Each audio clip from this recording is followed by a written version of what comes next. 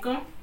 आज मैं किसी जनरल टॉपिक्स पे ही थोड़ा सा दूंगी कि किसी और टॉपिक पे बोलने से पहले जो चीज़ें मैं इंपॉर्टेंट समझ रही हूँ वो आपसे शेयर करना चाहूँगी। ना सिर्फ शेयर करना चाहूँगी बल्कि मैं पूरी पब्लिक को ये बताना चाह रही हूँ, क्योंकि मेरी ओपीडी में बहुत प्रॉब्लम्स आ रहे हैं ये देखने में कि बच्चियों को अपने ब्लड ग्रुप का भी नहीं पता होता, बच्चियों को अपनी पिछली ब्लड केमिस्ट्री का नहीं पता होता, जिसकी वजह से उन्हें अननेसेसरी बहुत सारे प्रॉब्लम फेस करने पड़ते हैं प्रेगनेंसी में, और अर्ली प्रेगनेंसी के बाद उन्हें जो मुश्किलात होती हैं वो फिर उनके लिए बहुत बड़ा हेडेक बन जाती है। उसमें सबसे ज़्यादा इम्पोर्टेंट जो है पहले नंबर पे उनका ब्लड ग्रुप है। माओ को चाहिए और बच्चियों को भी चाहिए कि शादी से पहले अपना ब्लड ग्रुप जो है वो उन्हें जानना ज़रूरी है, क्योंकि अगर वो ब्लड ग्रुप नेगेटिव होती हैं और प्रेगनेंसी हो जाए और अगर हस्बैंड नेगेटिव हो और उनको खुदा न खास्ता अबॉर्शन में जाए तो उन्हें पता ही नहीं होता कि उन्हें एंटी-डी इंजेक्शन टाइमली लगवाना है, जिसकी वजह से एंटीबॉडीज जो उनकी बॉडी में पैदा होती हैं वो नेक्स्ट प्रेगनेंसी के लिए बड़ी खतरनाक साबित होती हैं, और इस तरह रिकरेंट अबॉर्शंस में जाके उनका मुस्तकबिल जो होता है वो खराब होता है। दूसरी बात जो इम्पोर्टेंट है वो उनकी ब्लड केमिस्ट्री के मुतालिक है। ब्लड केमिस्ट्री में मैं उनके खून की कमी के बारे में बात करूंगी। उनकी आयरन डेफिशिएंसी का उन्हें नहीं पता होता, उन्हें अपनी फॉलिक एसिड डेफिशिएंसी का नहीं पता होता, उन्हें अपने विटामिन B12 की या मैग्नीशियम और सेलेनियम जिंक वगैरह जो कि बहुत ज़्यादा इम्पोर्टेंट होते हैं उनके बारे में बिल्कुल उन्हें कोई जानकारी नहीं होती। इसके अलावा विटामिन D का उन्हें नहीं पता होता कि उनके अंदर विटामिन D की कमी है। रिसेंटली मैं 2 ऐसे उससे गुजरी हूँ इंसिडेंट से कि मेरे 2 पेशेंट बहुत ही प्यारे पेशेंट, और वो इस तरह से आए कि उनकी प्रेगनेंसी जो थी वो विटामिन D की बहुत कमी में हुई, और वो जब मेरे पास रिपोर्ट हुए तो उनके बच्चे की हड्डियां बिल्कुल टेढ़ी मेढ़ी, और अल्लाह जाने कि क्या उसके आउटकम निकलेगा। बाहर का जब मैंने टेस्ट कराया तो विटामिन D बहुत ही लो था,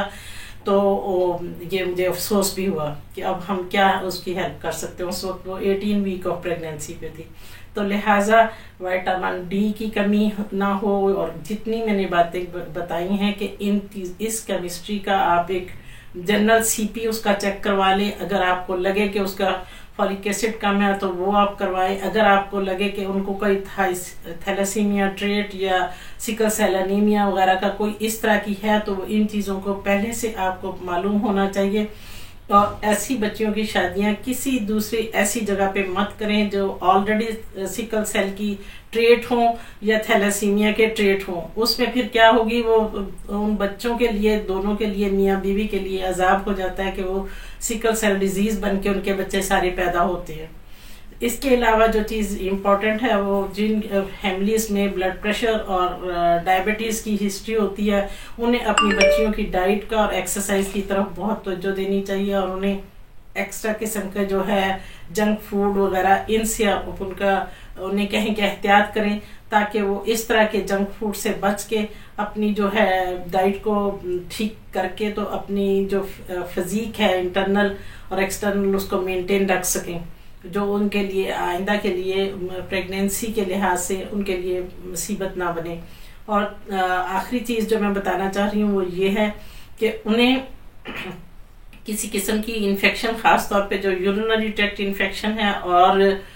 जो वजाइनल इन्फेक्शन है वो नहीं होनी चाहिए। अक्सर बच्चियों को पहले से ही लेकोरिया होता है, बार बार यूरिनरी ट्रैक्ट इन्फेक्शन होती है। इन बच्चियों को चाहिए कि वो अपनी पर्सनल हाइजीन का ख्याल रखें। अगर किसी ने शायद मेरी पहली वीडियो देखी हो तो उसमें भी मैंने इन चीज़ों से परेशान होके ये वो अपलोड पहली वीडियो की थी कि आप अपनी पर्सनल हाइजीन का बड़ा ख्याल रखें, क्योंकि ये आपको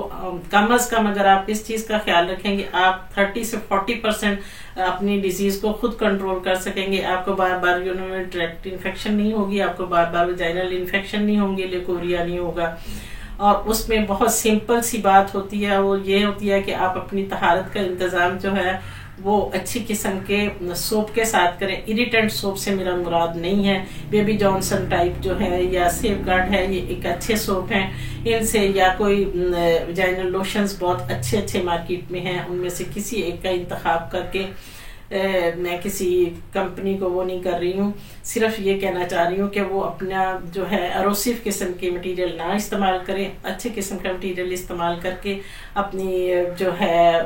तहारत उसको अच्छे से वो करें और उसके बाद उसको कपड़े से खुश्क करें और फिर वो अपने कपड़े पहने और रेशमी कपड़ों से अवॉइड करें। अगर रेशमी कपड़े उन्होंने पहने ही हैं तो उनके जो अंडरवियर्स हैं वो जरूर सूती बनवा के रखें और वो पहन के फिर रेशमी कपड़े पहने, वरना तो आपकी जो बार बार वो उसकी जो एक सिल्क की लेयर होती है, क्योंकि हमारे वजाइना और निचले पार्ट्स जो होते हैं बड़े सेंसिटिव होते हैं, उनसे रगड़ खा खा के इनको बार बार इन्फेक्शन होती है और उन्हें पता ही नहीं चलता कि इन्फेक्शन की वजह क्या बन रही है। और यही यूरिनरी ट्रैक्ट इन्फेक्शन की सबब बनता है, यही वजाइनल इन्फेक्शन के सबब बनते हैं। तो इनको अगर आप कंट्रोल करके रखें, पानी ठीक से पिएं, तो इंशाल्लाह ताला इनको इस तरह की प्रॉब्लम्स का सामना नहीं करना पड़ेगा। तो यही मेरी रिक्वेस्ट है कि शादी से पहले बच्चियों की इन चीज़ों का आप प्लीज़ एहतियात करें ताकि वो अननेसेसरी बर्डन से आप भी बचें और बच्चियां भी बचें। Thank you so much.